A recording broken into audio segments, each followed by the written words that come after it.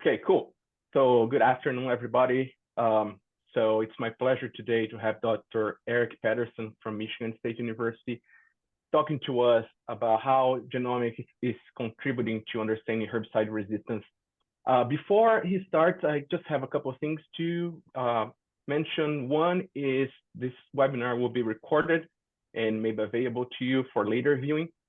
Another thing to mention is that if you have any questions at any point in the presentation, feel free to add them to the Q&A session. There's a little icon at the bottom, and then I can read them towards the end after Eric finishes his presentation.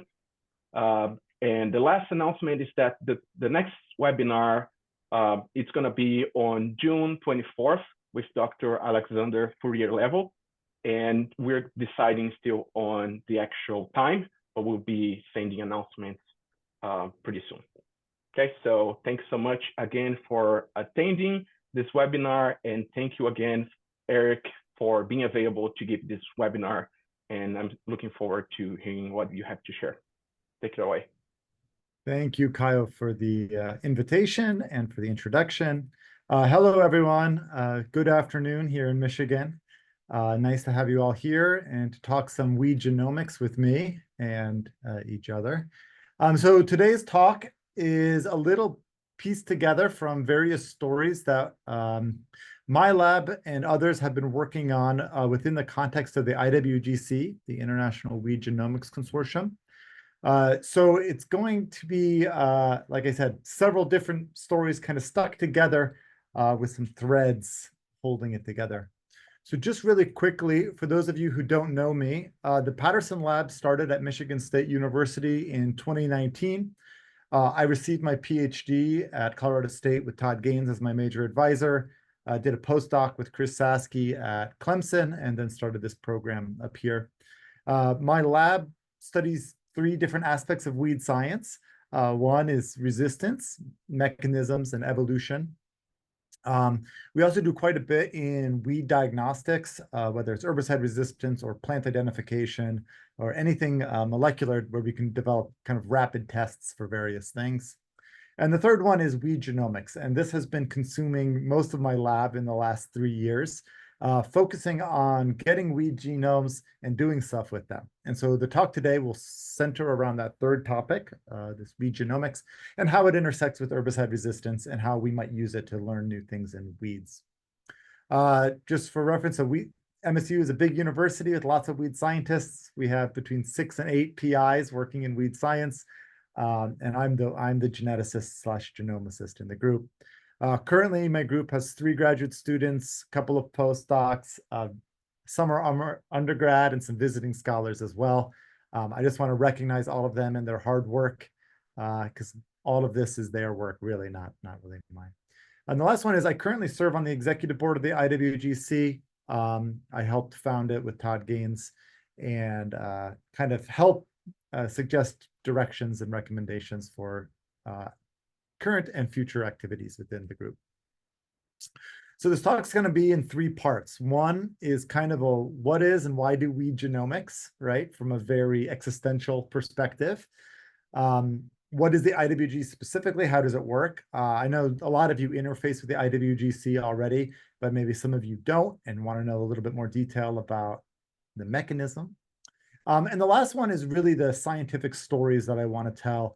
I want to talk about 3 different stories and how the genomes that we're producing through the IWGC have changed our understanding of herbicide resistance or weed biology in general, in ways it's contributing to knowledge, but also to things like weed management and weed control. So what is and why do weed genomics? This is an interesting question. Genomics is a very fundamental basic science. It seems like more on the basic side of things. However, there are some really applied outcomes from understanding these weed genomes, and I just briefly want to talk about that. So for those of you who are molecular people, you know this diagram. This is called the central dogma of molecular biology. For those of you who don't, DNA is the fundamental molecule that stores all the information in the cell essentially for making proteins. And proteins are the little molecular machines that go out and do something in the cell. whether it's making amino acids or running the chloroplast, doing photosynthesis, all of those sorts of things. So proteins are the little machines, and DNA are like the library of blueprints for those little machines. So DNA gets turned into RNA, which in turn gets turned into proteins, and the proteins do something in the cell. However, proteins, of course, result in a phenotype. So if proteins are expressed, meaning turned on, they may change the way a plant behaves or an organism behaves. So that phenotype is really important because that's where we get things like herbicide resistance. That's an example of a phenotype. And so by understanding the DNA, and if there's mutations or changes in expression in that RNA, we can understand phenotype. And we can understand things like herbicide resistance. Where does it come from? How strong is it? And can it be reversed? Right. So DNA relates directly to phenotype in a pretty much one-to-one manner. So genomics, understanding the DNA, allows us to understand phenomics and what's happening in the field, right? So in the case here, some glyphosate-resistant kochia in some fallow. You can see it's nice phenotype there. Right, so the central dogma expanded includes, of course, the phenotype, what you can actually measure. So understanding this means understanding that. But it goes beyond just phenotypes, right? Because phenotypes are an expression of the DNA, right? What's in the DNA gets expressed in an individual, but those individuals exist in a population. So when you have a population and you have selection, right, that leads to evolution. And evolution leads to microevolution and eventually macroevolution and speciation. So when we talk about herbicide resistance and we talk about selection with herbicides, we're talking about changes in population and allele frequency over time, right? That's evolution. So really the central dogma looks like this: DNA, RNA, protein, phenotype. Then you have selection of phenotypes, you have evolution of populations and of species, and that, of course, relates directly to management. When we're talking weed science, we talk about management, right? Control. So people like me working on this end of the spectrum have something in common with people working on this end of the spectrum. This is Christy Sprague, an extension weed scientist here at Michigan State University, and we can communicate to each other in a common language. So when I'm talking about genomics and DNA and evolution, and she's in the field looking at evolution and phenotypes, we can talk to each other and communicate across this spectrum. Okay. So I think genomics are an essential part of our understanding of weeds, and they have some very important applied aspects to them once we understand them, right? What is a genome? How do I make one, and how do I use one? Now that's an interesting question. The last one especially is, how do we use these things in a meaningful manner? So a genome essentially is a in silico or a computational representation of the nucleotides in an organism. So essentially what we do is we take all of the DNA out of an organism, out of its cells, we chop it up into little tiny pieces, and we sequence them. So we generate little reads or little digital A's, G's, C's, and T's that represent the nucleotides that are there. And then we reassemble those pieces through overlaps into one representation of the actual genome. And this is kind of like a giant jigsaw puzzle. Once we get those fragments and we assemble it, we have to annotate it. And to annotate it, we have to go back to the central dogma. We have to look at the transcriptome. We have to look at the proteome and say, well, what's there in the proteome and transcriptome? And can we find those regions back in the genome? And annotate, which genes, which parts of the genome are genes that get turned into RNA, that get turned into protein. Right? So we have to work backwards to effectively annotate, what we call annotate the genome, which is just like a coordinate system of where genes start and stop, or other elements of the genome start and stop. So that's essentially genomics, right? Or at least genome assembly and annotation, which is kind of the fundamental part of genomics, working with DNA. Right. So while genome assemblies and genome annotations may seem trivial to some, right? It's just this giant puzzle. You just put the puzzle together.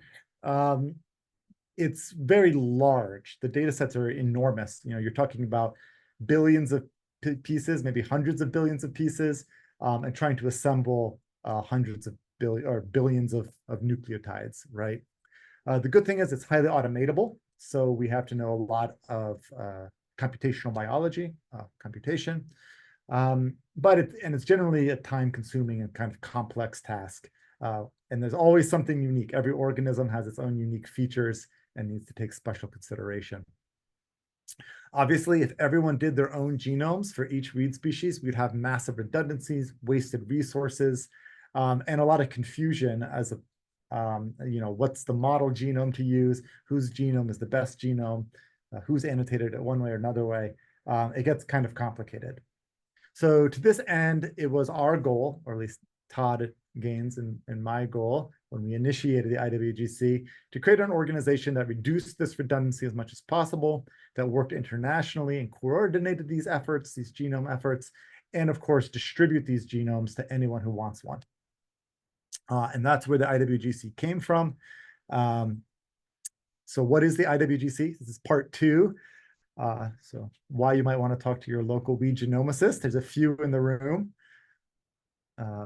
So like I said, IWGC is a multi-institution collaboration that brings together researchers from all different aspects to assemble genomes, organize research efforts, train future genomicists, and of course, increase DEI in this research area.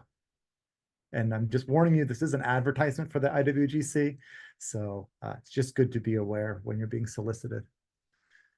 Major activities, of course, is genome sequencing, assembly, and annotation of selected species, and to publish those genomes to the public. We also run a website and a database. You can go to weedgenomics.org to catch up on news and what's going on. We also have a genome database called Croppedia, which has some user-friendly tools, ways to download data, that sort of thing. We've held several conferences and training, and that is an ongoing process. We'll be talking at Plant Canada in a month. We'll be talking at the Brazilian Weed Science Conference in a couple of months. And we're always kind of spreading the word at the IWGC. And of course, we have this webinar series as well. We also do a lot of training. We have summer REUs here at MSU. We have basic pipelines and modules that we want to distribute on our website.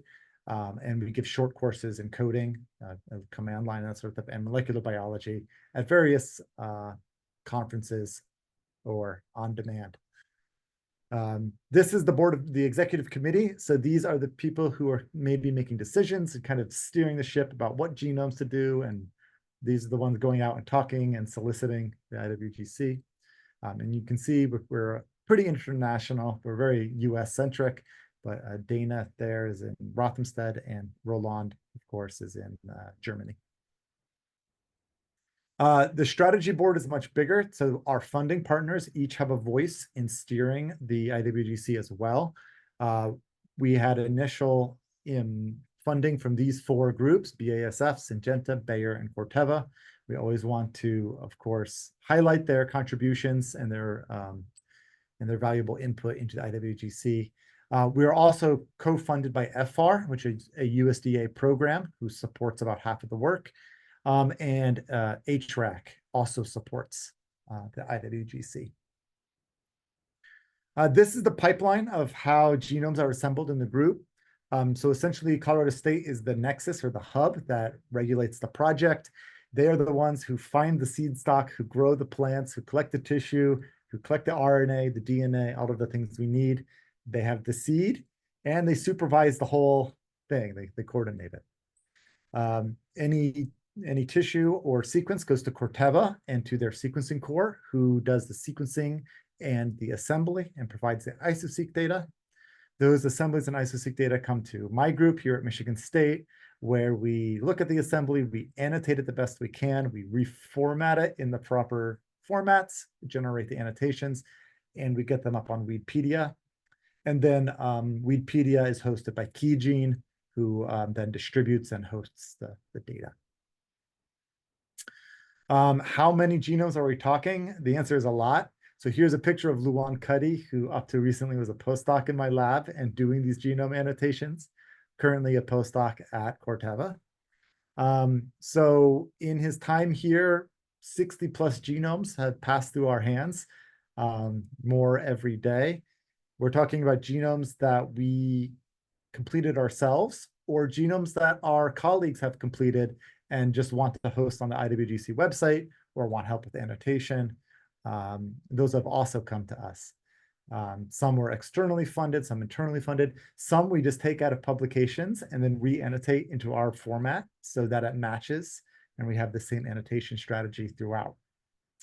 That annotation pipeline is complex. I won't go into it too much, but we try to provide as much meaningful information as possible to each gene that we annotate in the genome, whether it's through homology with databases or with protein domain information or location domain information.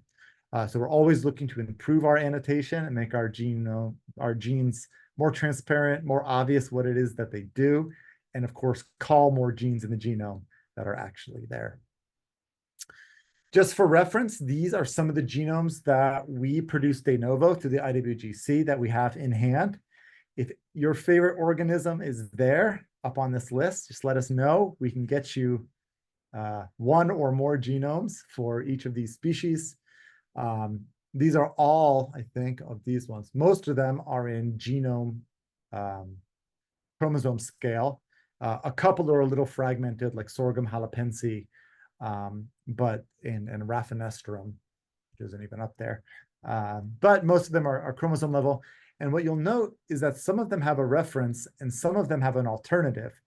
And this is because through Corteva's pipeline, we often haplophased the organisms. So you should know that every genome comes in as a diploid, right? Hopefully as a diploid. And sometimes we're able to assemble the paternal and the maternal copy of that genome, which is called haplophasing. So we actually get two assemblies for the price of one. So several of our organisms, we were able to haplophase and get two chromosome scale assemblies. Some we were able to get three, and that some being yellow nutsedge because it's actually a triploid organism, which is something we discovered through the genome assembly and annotation process. So up until that point, we didn't actually know that until we assembled it. And then Mithila went and did the chromosome spreads and actually counted the number of chromosomes. And indeed, there were 159 chromosomes. So we actually learned it was triploid through this process, which I thought was a cool story. So 19 species, 31 genomes done just de novo by us, with a couple of more on the way. These are all the genomes that we either borrowed or took from publications or worked with partners on. We either re-annotated or helped them get to chromosome scale, or were some way obtained and put into our database. So you see many more important species through this. You see the source of the folks that provided those genomes to us. So some really interesting things going on here. And generally, we're interfacing with other big genomes organizations like the Parasitic Weed Genome Consortium or the Invasive Weed Genome Consortium. And so we're working with these groups as well. Okay. So hopefully your favorite species is on one of those two slides. And if you have any questions about these, an individual one, please send me an email. We'll talk about the status of those genomes and we'll get you whatever data that we have and can consult on what you're working on. Okay. 24 additional species. Again, more on the way, new genomes every day. This process is only accelerating. We're only getting more and more genomes. Okay. So that finishes phase 2 of the talk, where we talked about the genomes that we're working on the IWGC, how the IWGC is kind of running, just kind of a primer for those of you who want to know more.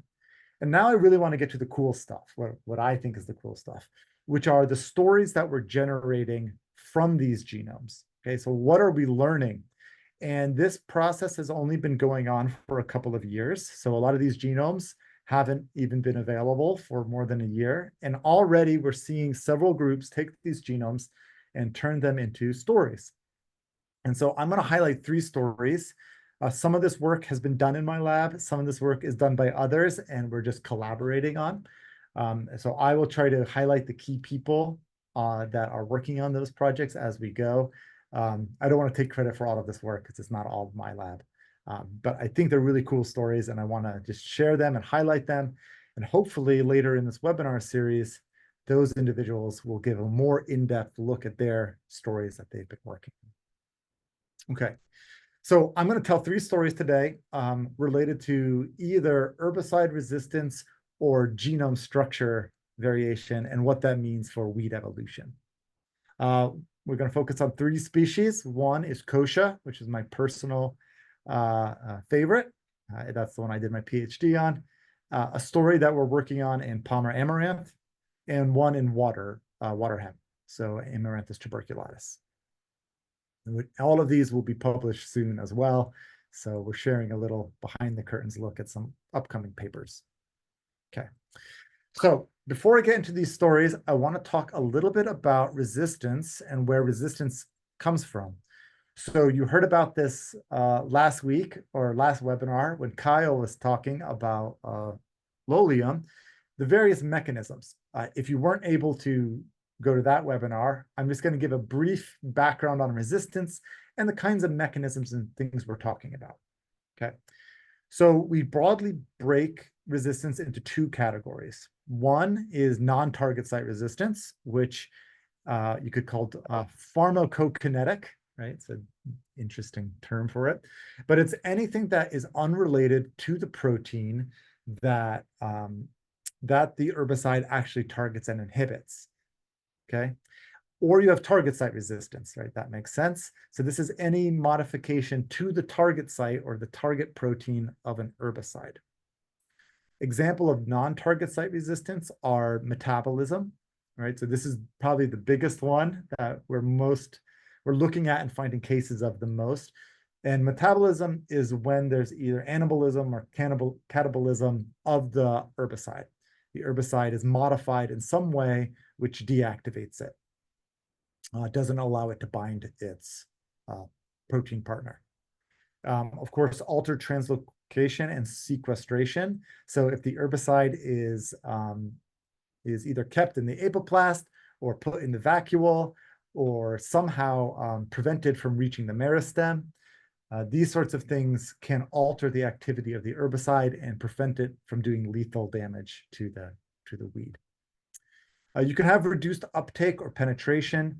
These can be physiological barriers. So the plant could have a very waxy cuticle or very hairy, or it could somehow change the import transporters if there is a transporter involved that prevents herbicide uptake.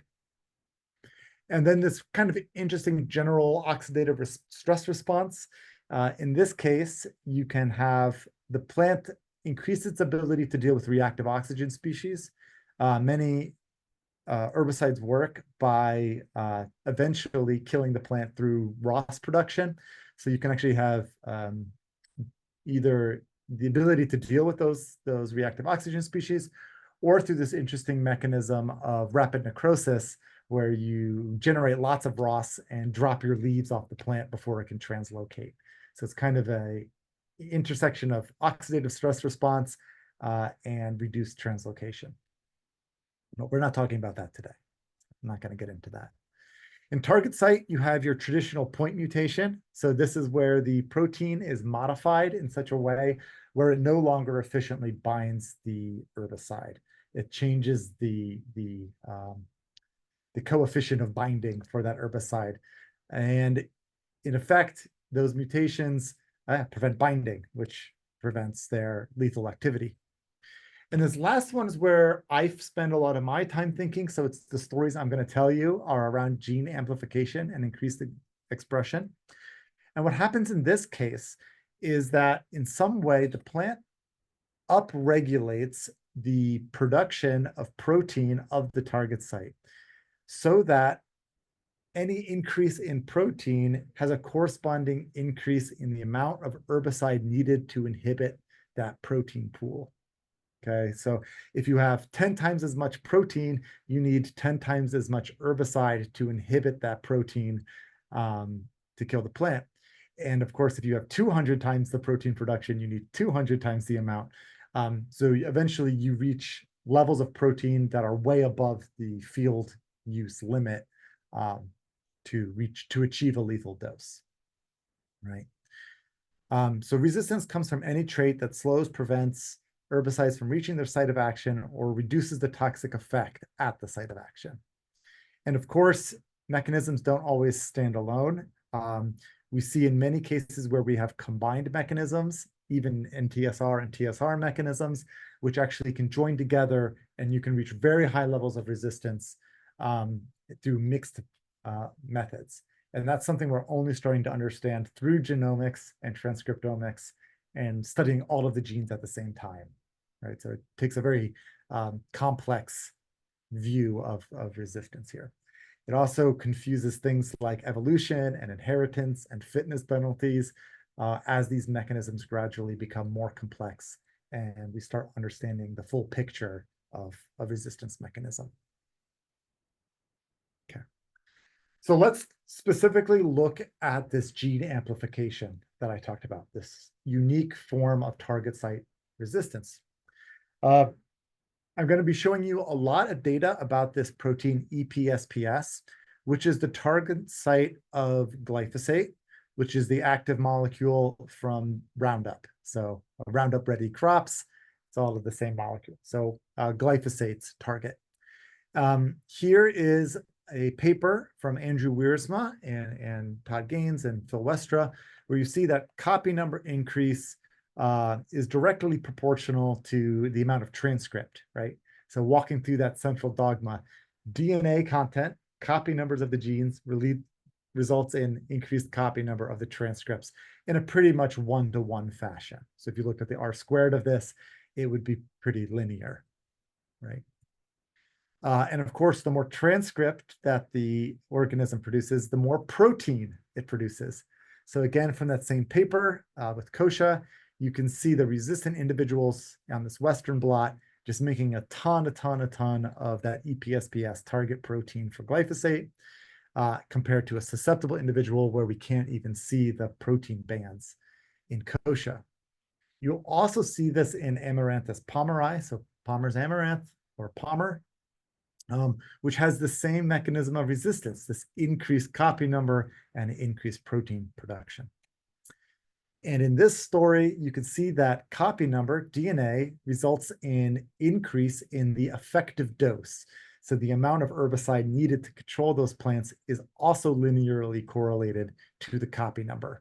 And somewhere, at least in Kosha, around 4 to 6, we reach that dose that's above the field use rate, right? So if field use rate around 1 kilogram of active,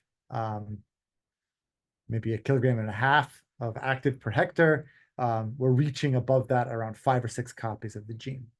And of course, in some plants, we're getting 20, 30 copies, at least of Kosha, and in Palmer, maybe several hundred copies. So getting way above the reasonable dose to control those plants. This copy number variation of EPSPS isn't limited to Palmer and Kosha.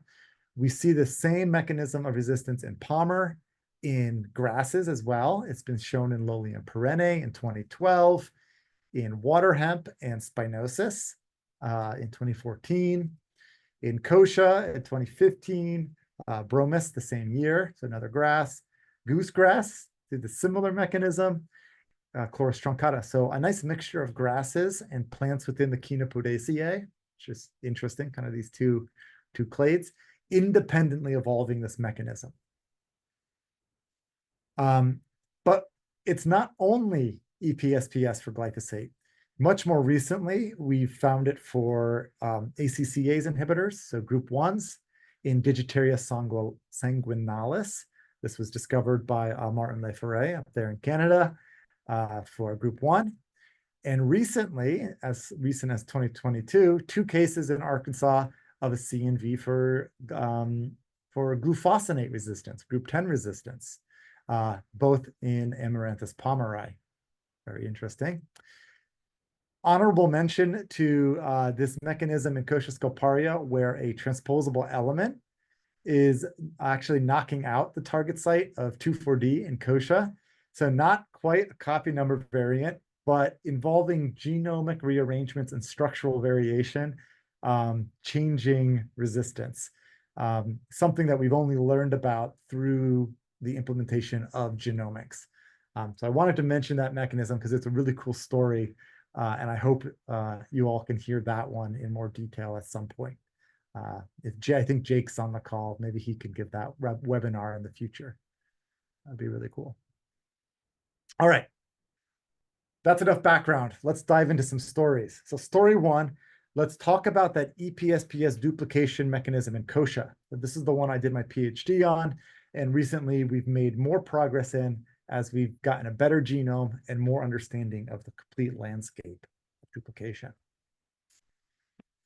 Now, in Kochia, the target site, EPSPS, which I've shown in orange here. I don't know if you guys can see my clicker here. We can see it. You can? You cannot. Yes, yes. Okay, cool. EPSPS is highlighted in orange here, and through some really great FISH work by Mithla's group at K-State, and through some genomics work by my group doing back sequencing, we saw that EPSPS is tandemly duplicated all in a row at the same locus in Kochia on the same chromosome. I believe it's chromosome 3.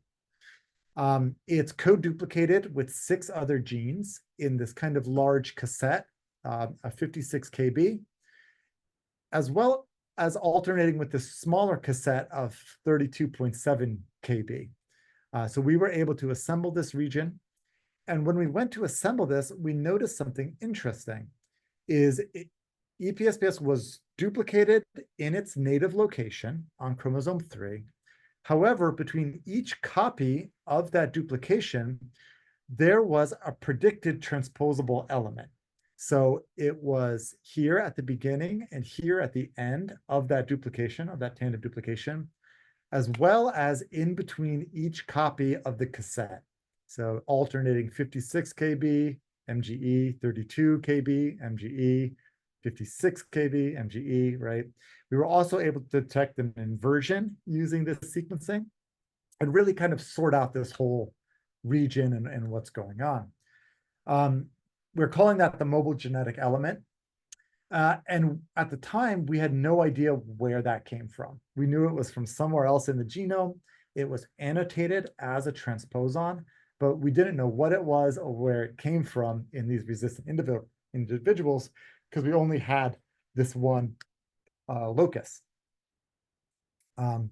So recently, we were able to improve our Kochia assembly into near chromosome level.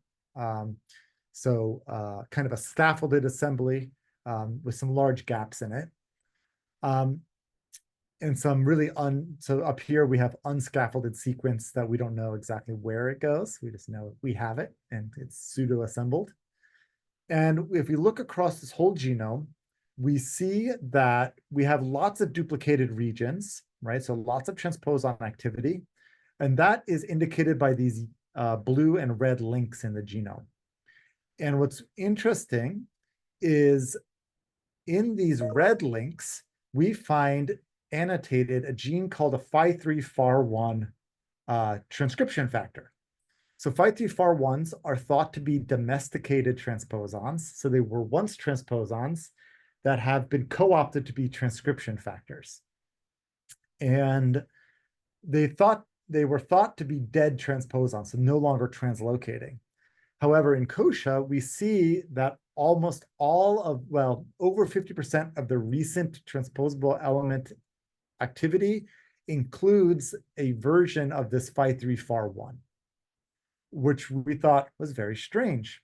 And we thought it was especially strange because when we looked closer at this mobile genetic element, we also see a Phi3FAR1 gene in there as well.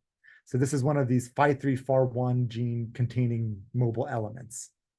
And it's in all of these as well. And when we looked at kochia, Boscia scoparia here, and we looked across the clade.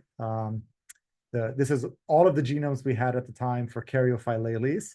So we have sugar beet, we have some amaranthus genomes, weeds and crops. We have spinach, quinoa, saltbush, and of course, kochia.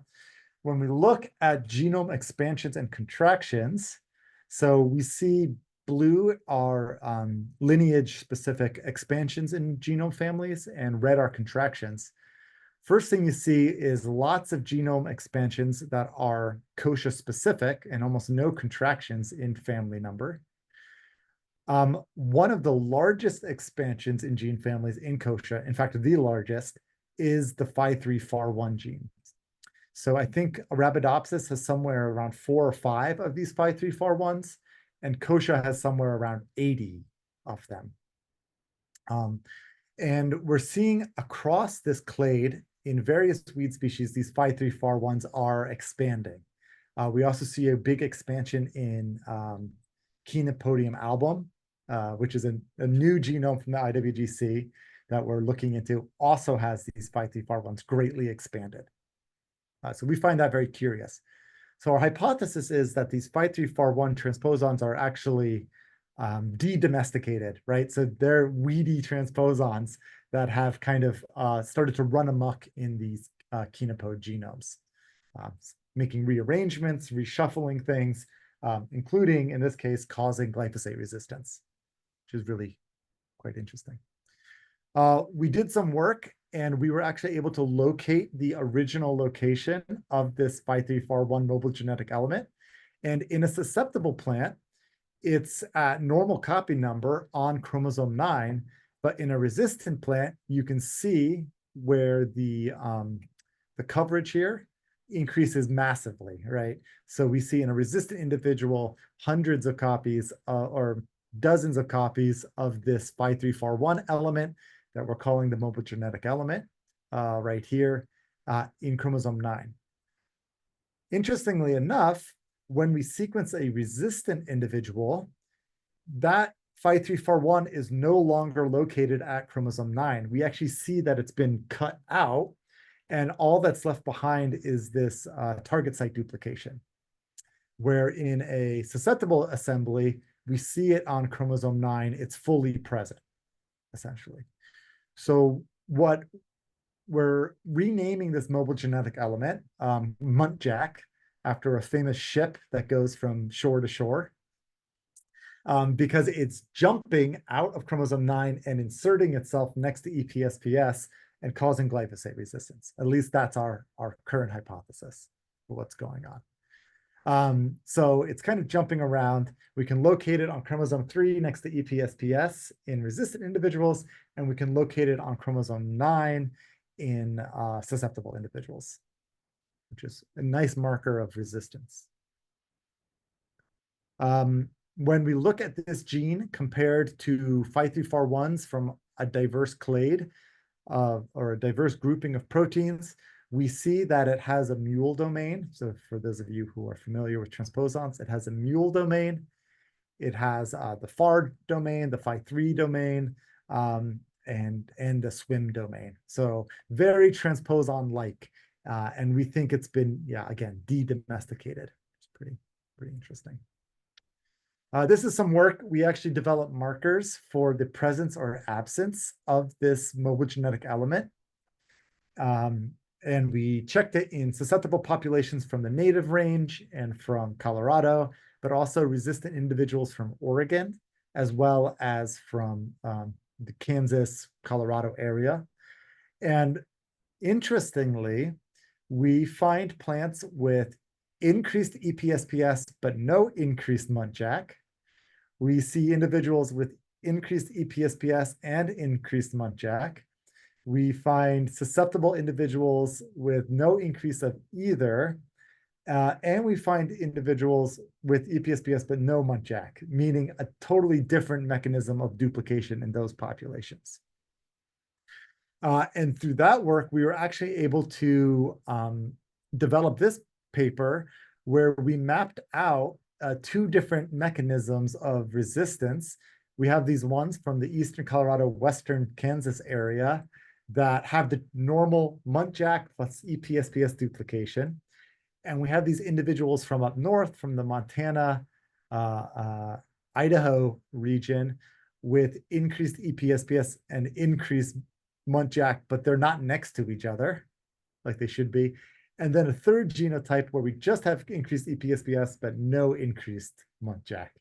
So we've published that as well. So it's actually a really complex story that we think glyphosate resistance has evolved at least 3 times in kochia in North America. So without genomics, we want to understand any of that evolution. We want to understand how often this is happening, and we wouldn't have been able to discover this transposable element that we like so much. So that story is available in Molecular Ecology if you want to read more about it there. All right. So this is only one story of many stories that are being told with these genomes. And every single time we look at one of these mechanisms, the story is unique, right? So we're learning all sorts of new things all the times. And you should take away from this, we genomes are weird, and that every new discovery we make them weirder and more interesting, and increase our workload dramatically. I want to talk to you about this other story. So I mentioned a little while ago that glufosinate resistance was recently discovered, also causing also caused by copy number variation, discovered in 2022 in Arkansas. So Jason Northworthy at Arkansas contacted our group and said, hey, we have this copy number increase. Will you look at it with us? And so we started diving into the genomics of this resistance. So to understand copy number variation in Palmer, we need to step back and talk about what we know about EPSPS duplication. So many of you are probably familiar with this story.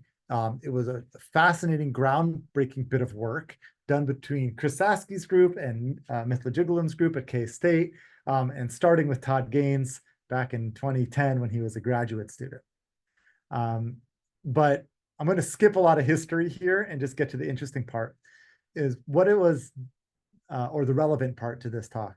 What was eventually discovered was that EPSPS duplication in Palmer was being caused by this circular piece of DNA called the replicon, or an extra chromosomal circle that contained EPSPS. So that's gene number 25 on the Circos plot here. And all of this hyper repetitive DNA scattered across the genome here. So EPSPS was somehow lifted out of the genome and stuck in the circular piece of DNA, which independently replicates from the genome and is kind of like its own little circular chromosome. For those of you who are familiar with E. coli, you could think of it kind of like a giant plant plasmid in Palmer amaranth. And what's interesting is this circle can reach hundreds of copies within an individual cell, and that it varies from cell to cell. So there's somatic variation, and it's inherited in a very non-Mendelian fashion in kind of normal distributions. So very unique, very cool discovery. There's a whole slew of papers on how this thing works, led by Mithla's group and Chris's group. You can go research those. Mithla's group, again, did the FISH, the cytology, to show that this replicon existed independently from the chromosomes. So during metaphase, you could see these little dots of red kind of scattered outside of the nucleus of the condensing chromosomes, which is pretty interesting. But you also see lots of them associated with the chromosomes as well. Really fascinating work. Like I said, these two papers in 2022 indicated that it's not limited to just EPSPS anymore, that there were individuals out there with really, really high copy numbers of GS2. So that is glutamine synthetase 2. That's the target site of glufosinate, group 10 herbicide. And in these two papers, they showed that increased expression of GS2 results in decreased ammonia production, which is indicative of how toxic glufosinate is, right? So you get this nice linear correlation. So that was Nilda's group out of Arkansas.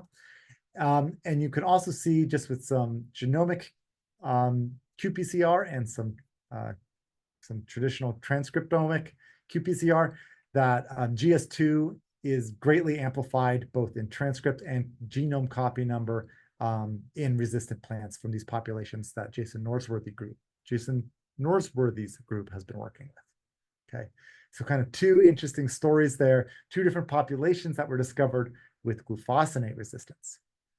So we were contacted to ask and say, hey, what's going on? What's happening in the genome of these glufosinate resistant individuals? So of course, what we did is took some resistant plants and we just sequenced them with PacBio and went to assemble these resistant genomes. And what was cool is we were able to assemble the entire replicon from these glufosinate resistant individuals. And what we found at the bottom was that they were nearly identical to the replicon from a glyphosate-only resistant individual, with the exception of this region here being substituted for this region here. So in the original assembly, the original replicon, you have this kind of 22 kb chunk has been substituted with this 50 kb chunk, right? It's just been swapped out. And what's also interesting is we are able to assemble both the EPSPS replicon and the EPSPS plus GS2 replicon in the same individual. So the same individual has a population of these replicons and indeed has both of them. So if you look at where these things are, you see it has the EPSPS region and shared between the two replicons. This chunk has been substituted. So 22 kb for 21 kb section has been swapped out. And they pick them up from different chromosomes. So the IWGC recently finished the Palmer genome, and we were able to locate where those two pieces are from. So the idea here is that the EPSPS replicon formed first, and then some subset of them also picked up these GS2 region as well, making these plants resistant to two modes of action through one mechanism, essentially. Another thing that we were able to do is look across the whole replicon and compare that to that susceptible genome to try to figure out where does the replicon come from. And when we look at regions of syntonate between the replicon, the GS2 replicon, and the genome, the whole genome, in blocks of 1 kb, 2 kb, 5 kb, and 8 kb, we actually find very few regions that are directly derived from the genome. Of course, the GS2 region and the EPSPS region are directly derived, as well as this one and these other 4 pieces of the replicon. We can find where they're from, but the rest of the replicon remains a mystery. It has no homology with the parental genome in the assembly. What's actually there, it may be all of this stuff is from unassembled regions that we just don't know yet. So more genomics to do for this story to become more complete of where do replicons come from, how are they generated. You can see most of these are transposable elements, so we can find the origin of a lot of these transposable elements, and they're kind of scattered across the genome at multiple locations. Okay.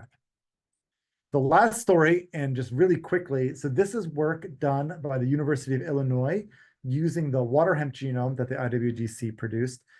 This is Pat Tranel's group, especially Alex. I think Alex is on the call. So hi, Alex. I'm sharing this work that Alex has submitted for publication. There should be a preprint for this up very shortly.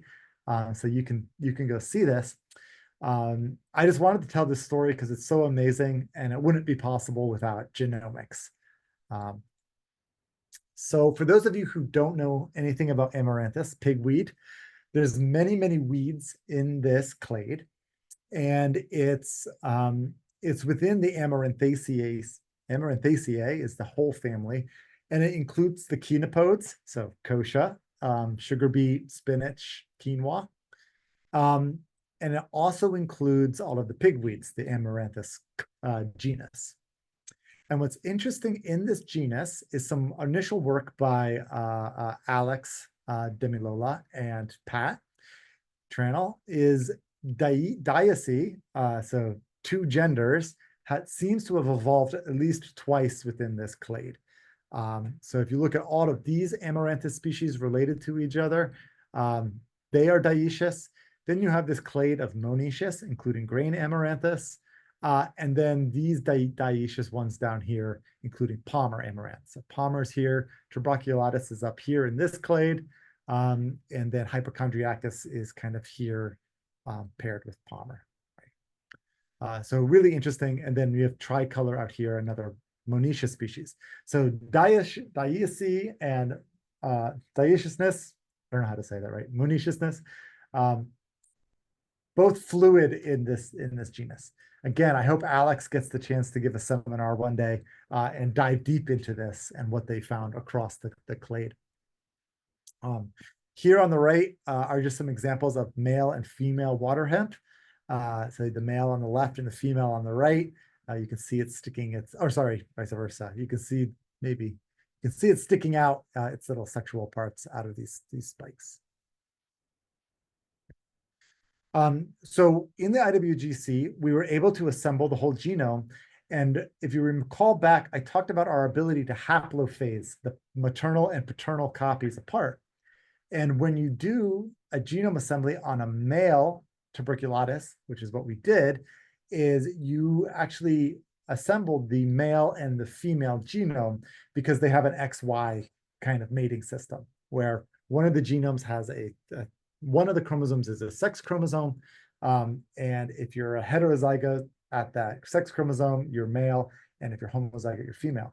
So by phasing these two genomes apart, we are able to assemble a male and a female genome and look for differences between those to see, well, are there any big differences that might explain this dioecy? Right. So here's just the circles plot of the male and the female haploid that we did. And if you look at these links in the middle, these are large duplications, large segmental duplications in the genome. GC content, gene content, that sort of stuff is also mapped here. So just to show you the completeness of the genomes, we have all 16 chromosomes from the male and the female. Right. In some GWAS data that Alex ran, if you look across, you see lots of markers on chromosome 1 related with gender, right? So I think this was nearly 100 individuals, half male, half female approximately, run with GBS data. And you can see that a lot of the markers for gender are popping up on chromosome 1. So what happens when you align chromosome 1 from a male and a female assembly? It looks like this. What you see is very great synteny on both arms. So both distal arms look intact and the same. But in the middle, what Alex discovered was these two large inversions exist between the male and female, as well as some gaps. So this really large gap in the male has been deleted. I think this is the male down here. As well as down here, which actually contains a male-specific marker that was published by Jake, who's in Todd's lab now.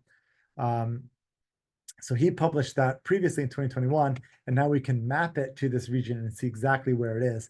And it's right at the end of this inversion and this kind of small gap in the synteny. So in effect, what Alex found was that these regions, there's very little crossing over in these inversion regions and these gaps, which may account for gender. And so Alex in his upcoming paper has taken a deep dive into what genes are present or not present in this region, and some of the physiological impacts or the impacts of these inversions in that work. So I'm not going to dive too deep into it. I'll let Alex tell that story one day about the consequences of these rearrangements. I just thought it was a great story highlighting why you need entire genomes to understand a phenotype that we see in a weed species. And just a really amazing result that should be published pretty shortly here. So some conclusions from those 3 stories. Weed genomics is kind of still in its infancy, but it's coming very fast. More and more genomes every year. I think all weed scientists should be a little bit fluent in genomics to work across a broad spectrum of levels. You should know a little bit more about the IWGC, why it was formed, and why you should get in touch with us if you want to learn more. We're a pretty friendly group. And then I will also highlighted some stories of the way weed genomics are kind of shaping our understanding of weed evolution and opening up this kind of Pandora's box of interesting new discoveries coming out from various groups within and outside of the IWGC. So hopefully a lot of this stuff will end up in management and lead to new discoveries of herbicides or management practices and start to explain some of the things that are so unique in IWGC. So just a quick thank you to all of the people, especially Todd for running the IWGC, as well as the other strategy board members for meeting all the time. I really want to thank the people who generated the data and the papers. So that's Alex and Pat out of Illinois, Pamela and Jason from Arkansas, all of the postdocs in my lab who have worked either on annotation or some of these stories, as well as all of the people who funded the work or were involved in some way or another. So I ran a bit long, but we still have some time, hopefully, for questions. That's awesome. Thanks so much, Eric, for that great seminar. It's amazing. So if you have questions, you can go ahead and post them on the Q&A session here at the bottom. I do have a question. I want to break the ice. So for the ECC circular genomes, you said that we don't know exactly where it's coming from. When you annotate all the sequences, do you find anything? I'm just wondering, okay, is it possible that it's perhaps horizontal gene transfer that's going on, or they are annotated?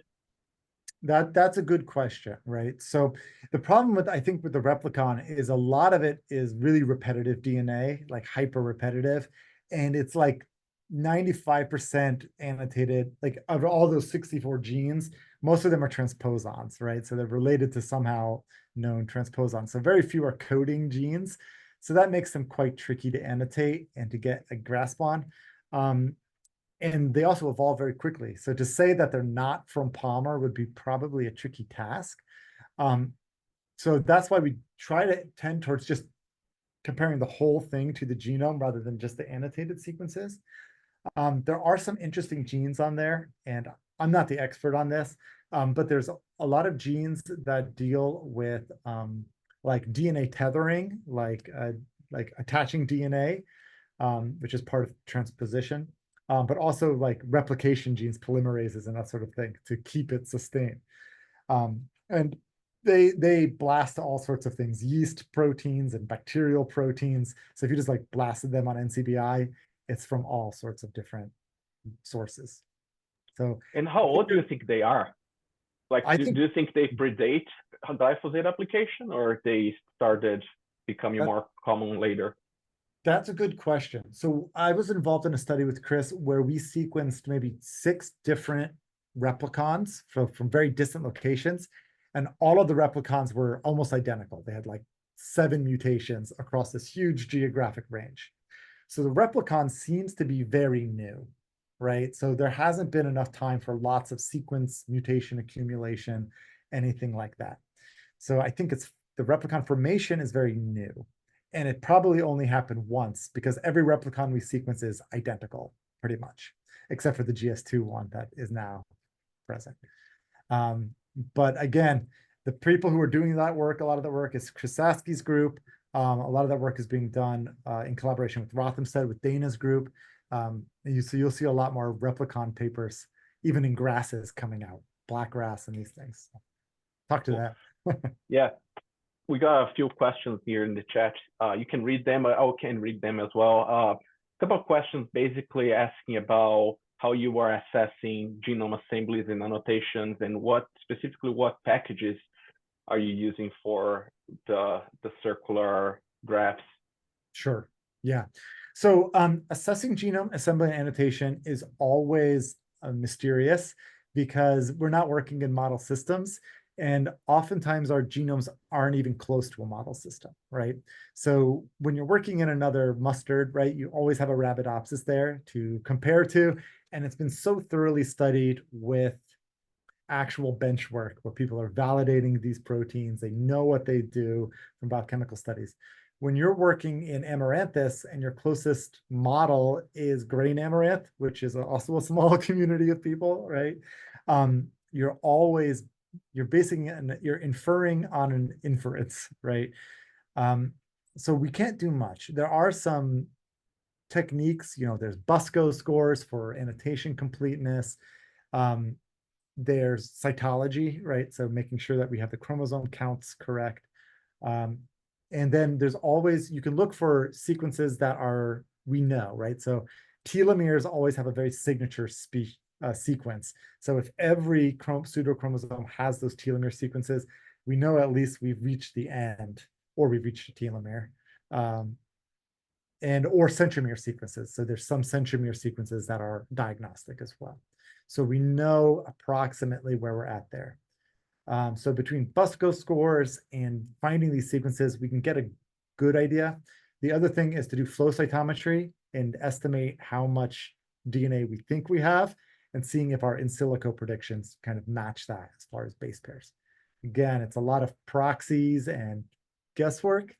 And we do our best. And we always update our annotations. People will sequence a gene and be like, you got it wrong. This is missing an exon. This is, you combine two genes together. It's actually two genes. And you got to go back and manually curate a lot. Are there any planned workshops in the future on those topics? That's a good question. That's one for Todd Gaines and for the funding group. So the strategy board has to make that a priority, which I hope so. I hope the IWGC has a second phase where we get more training and we get more ability to communicate, get these genomes published, hold more workshops, and just be basically more interactive with the community. That's kind of our goal for phase 2. For visualization, we do a lot of our work just in IGV, Integrated Genome Viewer, if you're looking at alignments. For genome alignments, you can also use things like YASS, YASS for large genome pieces of genome. Genome Ribbon is a great one for visualization. Circos, we do a lot of our alignments with Minimap, right? So if you're looking at those big alignments and like where we're finding links in Synteny, Minimap can do those in a few minutes. Really powerful tool for visualizing Synteny. So if you do want a list or you have a specific issue, just send me an email. I can give you a pipeline, say I would do X, Y, Z for visualizing. It's kind of case dependent. If you're looking at RNA-seq data or whole genome alignments, some different options.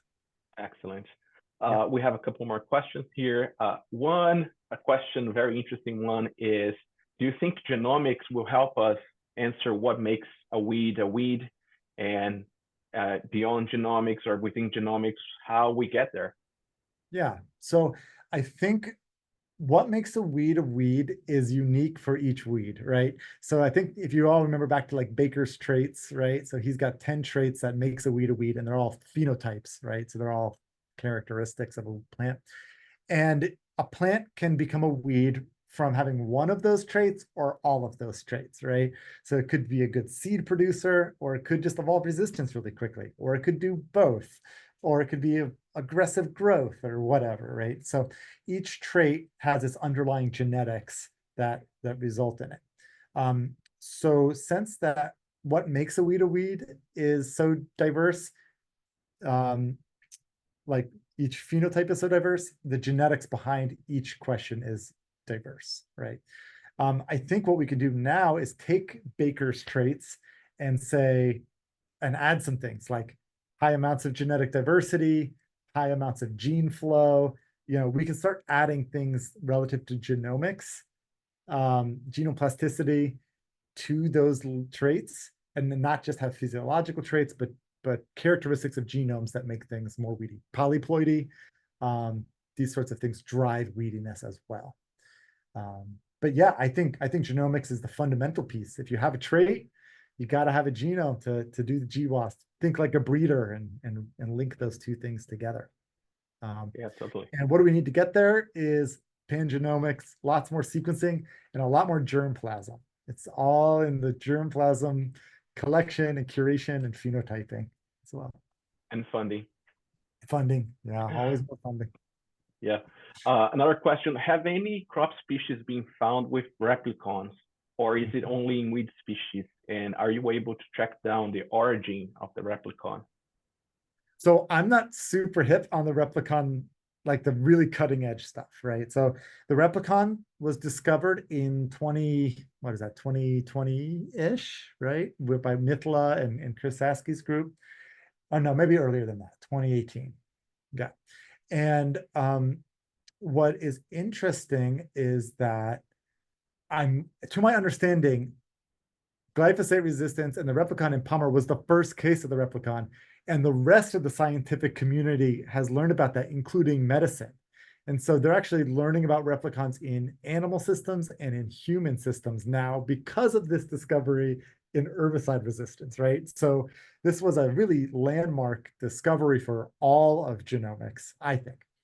And we're understanding their importance in a wide array of systems. In weeds, right? So I know that they're doing this in blackgrass right now. So they're working with Dana's group. I think BASF is working with Chris's group. And now I think crop people have been turned on to it, and they're going back to data sets that they have from corn. And they're like, oh, that's why we couldn't assemble this, right? It wasn't being put into the genome. It's because it's on these replicons. And the big thing that's driven this discovery is long read sequencing. So you really need these PacBio reads in order to assemble those things because they're just so repetitive. You have to span those repeats with these long reads. So you're going to see an explosion of replicon stories in the next 3 years. I promise. Awesome. I think we should start wrapping up here because we're over our time. There are a couple of questions here in the chat. One is about bioherbicide resistance. If you have any comment about it.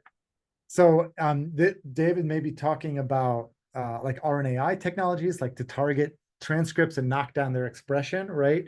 So I think that if that's a bioherbicide, which I might consider it like a next generation after chemistry.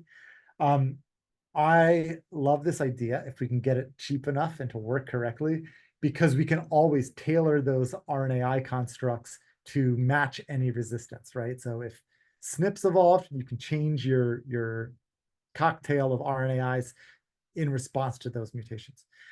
However, copy number variation is still going to be a problem because if you have to knock down 100 times more transcript, then you're going to have 100 times more RNA entering that plant, right? So it's kind of the same problem as chemistry. But maybe we'll find a way to overcome that. Or maybe we're using bioherbicide in a way I don't understand or something else, but I'm hopeful for the future. And the nice thing about bioherbicides is you're not constrained to chemistry. You can target any lethal gene, right? And it would be species specific and crop safe, which is huge, right? So really, really huge potential there if you can make it cheap enough and get the RNA inside the plant. Yeah, that's a challenge. And then the last question is asking if the wild oats Avena genome is available. So there is a wild oat group, so there's an oat group run by Jeff Moen out of Brigham Young University. And they are doing lots of Avena genomes. We've given our genome to them to include in their database of oat genomes. From our perspective, I believe it is available.